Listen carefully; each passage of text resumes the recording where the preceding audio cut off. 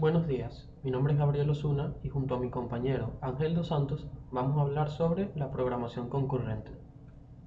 Concurrencia. En ciencia de la computación, concurrencia se refiere a la habilidad de distintas partes de un programa, algoritmo o problema de ser ejecutado en desorden o en orden parcial, sin afectar el resultado final. Los cálculos u operaciones pueden ser ejecutados en múltiples procesadores o ejecutados en procesadores separados físicamente o virtualmente en distintos hilos de ejecución. En otras palabras, la concurrencia es simplemente la ejecución de varias tareas al mismo tiempo.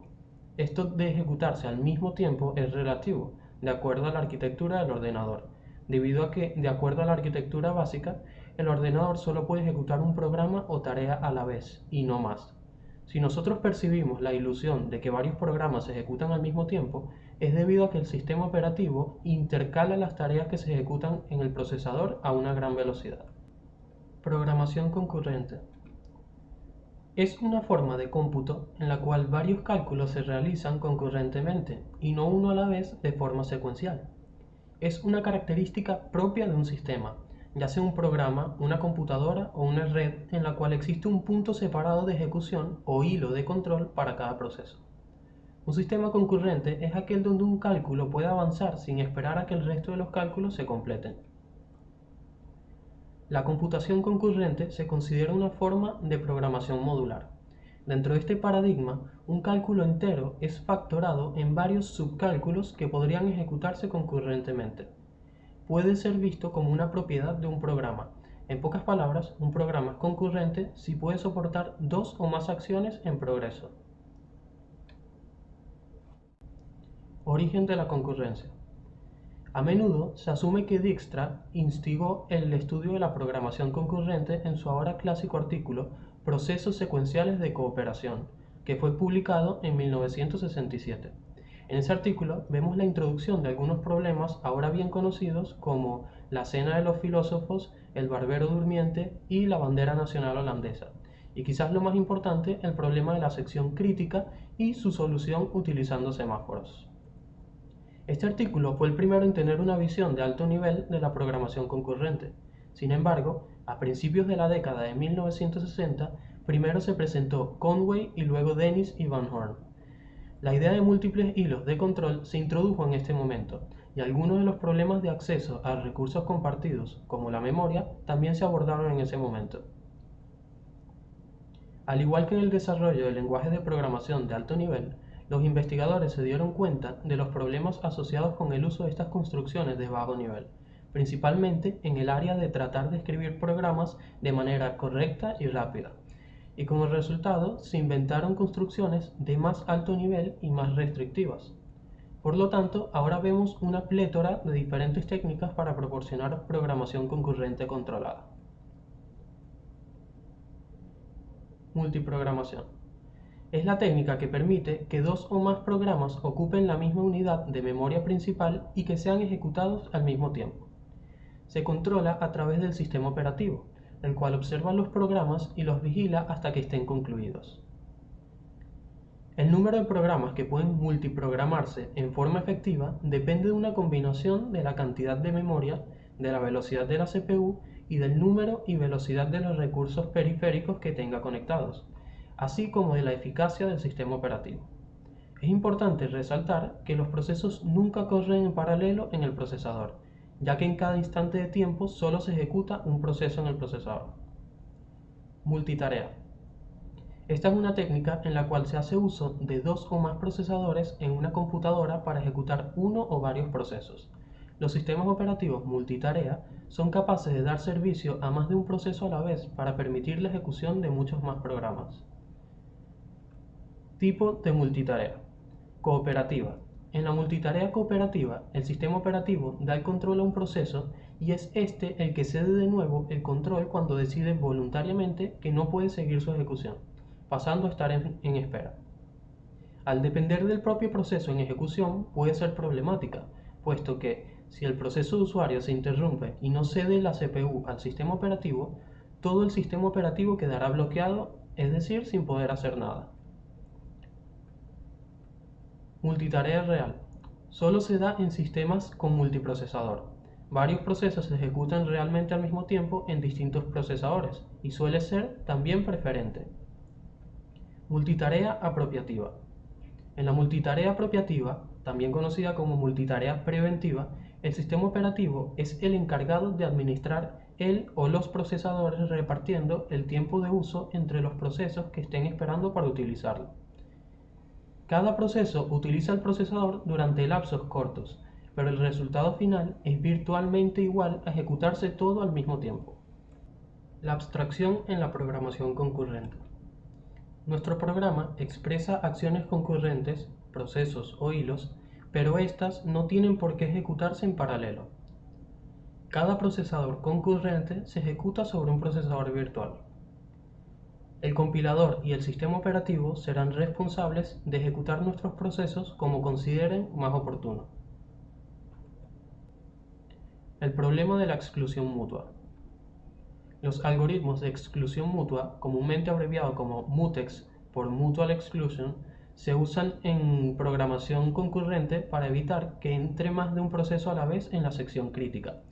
La sección crítica es el fragmento de código donde puede modificarse un recurso compartido. La mayor parte de estos recursos son las señales, contadores, colas y otros datos que se emplean en la comunicación entre el código que se ejecuta cuando se da servicio a una interrupción y el código que se ejecuta el resto del tiempo. Se trata de un problema de vital importancia porque si no se toman las precauciones debidas, una interrupción puede ocurrir entre dos instrucciones cualesquiera del código normal y esto puede provocar graves fallos. El algoritmo de Decker. Es un algoritmo de programación concurrente para exclusión mutua, que permiten a dos procesos o hilos de ejecución compartir un recurso sin conflictos. Fue uno de los primeros algoritmos de exclusión mutua inventados. Si ambos procesos intentan acceder a la sección crítica simultáneamente, elige un proceso según una variable de turno. En el algoritmo de Decker hay varios intentos antes de llegar a la verdadera solución. El primer intento nos dice que cualquier intento de exclusión mutua debe depender de algunos mecanismos básicos de exclusión en el hardware. El más habitual es que solo se puede acceder a una posición de memoria en cada instante. Teniendo en cuenta esto, se reserva una posición de memoria global llamada turno. Un proceso que desea ejecutar su sección crítica primero evalúa el contenido de turno.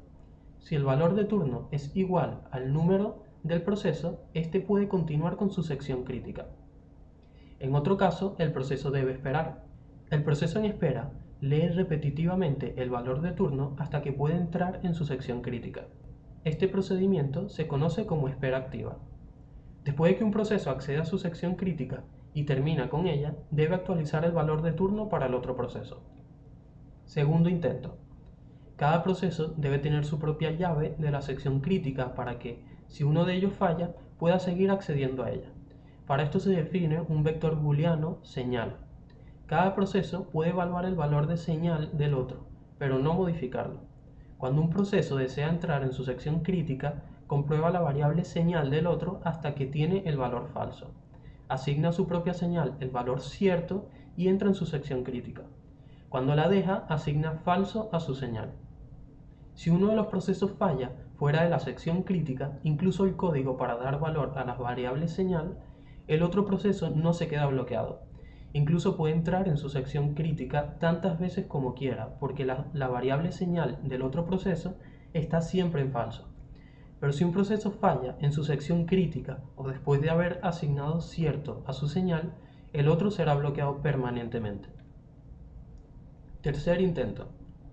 El segundo intento falla porque un proceso puede cambiar su estado después de que el otro proceso lo ha comprobado, pero antes de que pueda entrar en su sección crítica. Si un proceso falla dentro de su sección crítica, incluso el código que da valor a la variable señal que controla el acceso a la sección crítica, el otro proceso se bloquea y si un proceso falla fuera de su sección crítica, el otro proceso no se bloquea. Si ambos procesos ponen sus variables señal a cierto momento antes de que ambos hayan ejecutado una sentencia, cada uno pensará que el otro ha entrado en su sección crítica, generando así un interbloqueo. Cuarto intento. En el tercer intento, un proceso fijaba su estado sin conocer el estado del otro. Se puede arreglar esto haciendo que los procesos activen su señal para indicar que desean entrar en la sección crítica, pero deben estar listos para desactivar la variable señal y ceder la preferencia al otro proceso. Existe una situación llamada bloqueo vital. Esto no es un interbloqueo, porque cualquier cambio en la velocidad relativa de los procesos rompería este ciclo y permitiría a uno entrar en la sección crítica. Recordando que el interbloqueo se produce cuando un conjunto de procesos desea entrar en sus secciones críticas, pero ninguno lo consigue. Con el bloqueo vital hay posibles secuencias de ejecución con éxito. Quinto intento. Es la combinación entre el primer intento, donde se usa la variable turno, ahora usamos turno para indicar quién tiene prioridad para entrar a su sección crítica, y el cuarto intento. Cuando P sub 0 quiere entrar en su sección crítica, pone señal 0 a cierto o true y comprueba la señal de P1. Si está en falso, entra inmediatamente. Si está en cierto, consulta turno. Si turno es igual a 0, sigue verificando la señal de P1. Si turno es igual a 1, desactiva su señal y espera a que turno sea 0. De esta forma, al final obtenemos con el quinto intento el algoritmo de Decker. Muchas gracias. Buenos días, mi nombre es Ángel dos Santos y haciendo la continuación de lo que le tocó a mi compañero Gabriel Osuna, voy a hablarles en este caso sobre semáforos. Los semáforos, como bien se dice, es una variable especial que constituye un método clásico para restringir o permitir el acceso a recursos compartidos en un entorno de multiprocesamiento. Esto restringe o permite el acceso a recursos compartidos, por ejemplo, un recurso de almacenamiento del sistema o variables de código fuente en un entorno de multiprocesamiento, como se puede apreciar. En este se ejecutarán varios procesos concurrentemente, como es en este tipo de programación. Fueron inventados por el señor Esger Dijkstra en 1965 y se usó por primera vez en el sistema operativo Teos Corona, para ser exactos. Ahora les voy a comentar sobre el concepto o la definición de primitivas. Las primitivas simplemente en la programación concurrente basada en memoria compartida resuelven los problemas de sincronización entre procesos y de exclusión mutua utilizando la semántica de acceso a memoria compartida. En esta familia, las primitivas, en estas, la semántica de las sentencias o la forma de las sentencias hace referencia a la exclusión mutua y la implementación de la sincronización entre procesos resulta de forma indirecta. Ahora en este caso les voy a hablar sobre el llamado problema de productor-consumidor con buffer agotado. El programa describe dos procesos.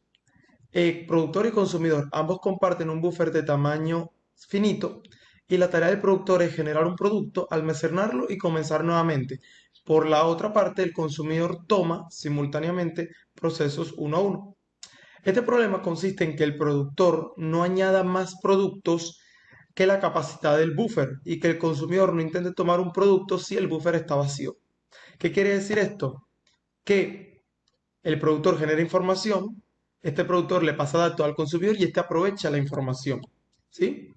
Como bien se dice, el buffer no, el consumidor no toma un producto si el buffer está vacío, lo cual se puede deducir que cuando el buffer está agotado, el proceso consumidor no puede extraer información o datos del productor. En este caso, ahora yo les voy a hablar sobre los monitores. Los monitores son estructuras de datos abstractas destinadas a ser usadas sin peligro por más de un hilo en ejecución. Sus métodos son ejecutados con exclusión mutua. ¿Qué significa esto? Que en cada momento en su tiempo, un hilo como máximo podría estar actuando o ejecutando cualquiera de sus métodos. Esta exclusión mutua simplifica el razonamiento de implementar monitores en lugar de código a ser ejecutado en paralelo. En el estudio y el uso de los semáforos se puede ver que las llamadas a las funciones necesarias quedan repartidas en el código del programa, haciendo difícil corregir errores o asegurar el buen funcionamiento de los algoritmos, como se puede ver. Y Esto hace difícil corregir errores y para evitar estos inconvenientes se tienen que desarrollar los monitores. Este concepto fue hecho por Charles Anthony Richard Hoare en 1974. Estas estructuras también se han implementado en varios lenguajes de programación, como pueden ser el ejemplo de Java o Pascal. Ahora yo les voy a hablar sobre los monitores con semáforos. Los monitores pueden ser implementados por semáforos. Los monitores frente a los semáforos distinguen entre exclusión mutua y condiciones de sincronización. Además, la primera, en este caso los monitores, siempre se tiene por defecto debido a que los procedimientos anidados en el monitor siempre se ejecutan de este modo. Esto significa que no es responsabilidad de nosotros los programadores asegurar la exclusión mutua, sino que es del sistema subyacente. Estos pueden ser el compilador, la biblioteca, el sistema operativo, dependiendo de cualquiera de los casos, el que debe implementar dicho comportamiento. Posteriormente tenemos los problemas de los filósofos comensales. Estos ya son problemas clásicos de la computación, en este caso de la persona que hemos hablado anteriormente, Edsger Dijkstra, en 1965 lo formuló para representar el problema de la sincronización con procesos en un sistema operativo. La interpretación se basa en los pensadores chinos, quienes comían con dos palillos, donde es más lógico que se necesite que el comensal se sienta al lado para poder comer. Tenemos unas posibles soluciones a este problema, las cuales son, en orden, por turno cíclico. Se empieza por un filósofo, que si este puede comer y después pasa su turno al de la derecha, ¿sí? Como podemos ver en el ejemplo de la mesa que se encuentra al lado. Entonces, cada filósofo solo puede comer en su turno.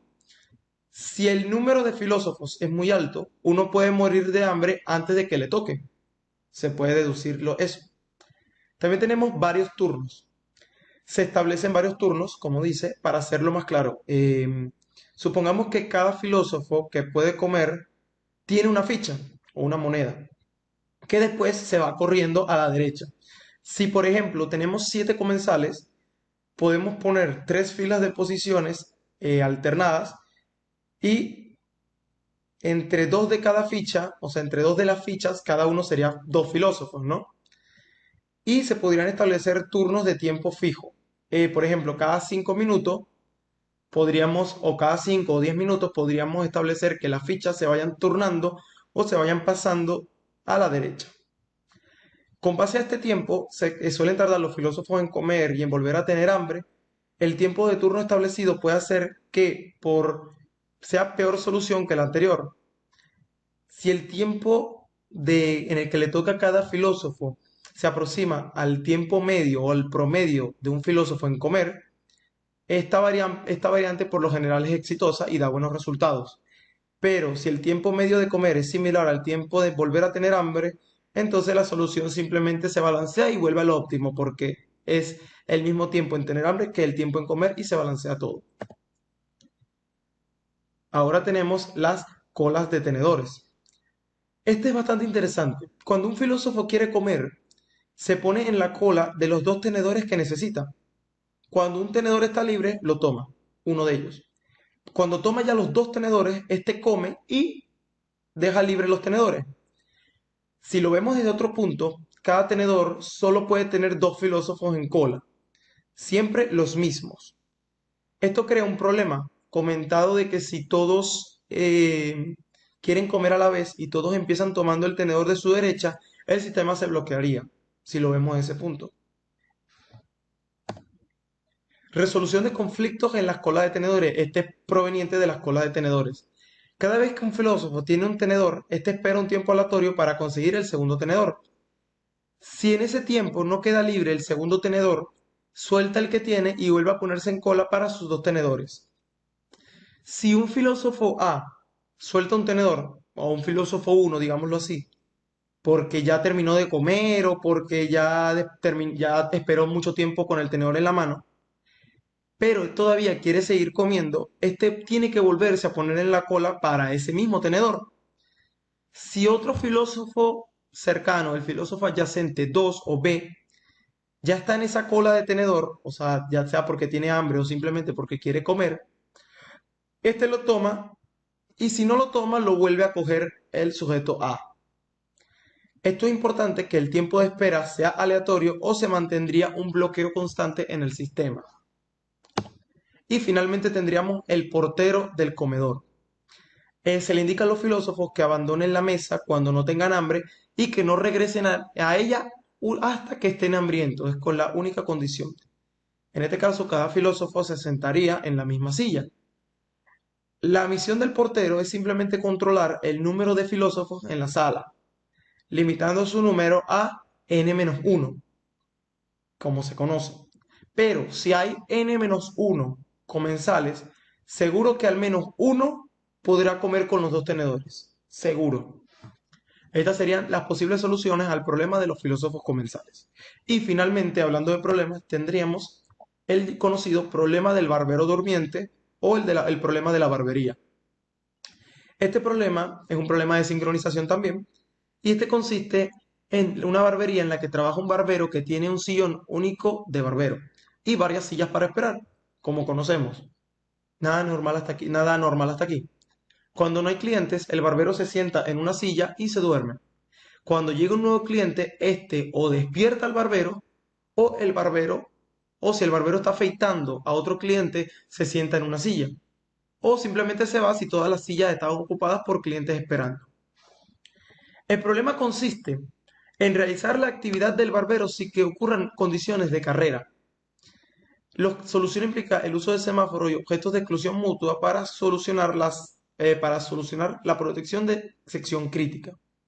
Un semáforo, en este caso una variable protegida, y fue un entorno de procesamiento. Entonces, esto simplemente utiliza el uso de semáforo y objetos de exclusión para proteger la sección crítica, ya que un semáforo, una variable protegida, este constituye un método clásico para restringir o permitir el acceso de recursos compartidos, en lo cual es muy necesario para resolver esta interesante anécdota, como se puede apreciar. Y finalmente, muchísimas gracias por la exposición, espero que les haya gustado. Buenas noches.